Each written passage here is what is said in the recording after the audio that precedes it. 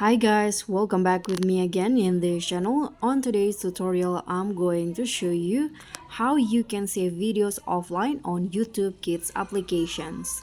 So if you are struggling to download videos for offline viewing on your YouTube Kids, with the latest update, the process may have changed, but don't worry, this tutorial will show you the exact steps to fix the issue and save your kids' favorite videos for offline enjoyment. So in here, what you need to do is open the TikTok application and then choose the profile.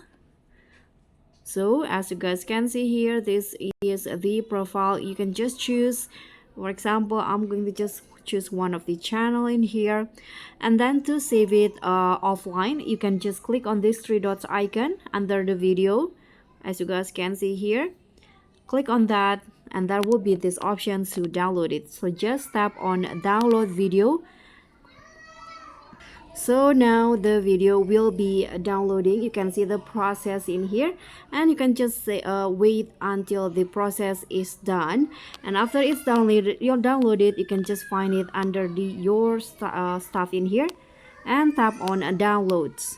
So that's all for me. Thank you so much for watching. Don't forget to like, comment, and subscribe, and also click on the thanks. Bye.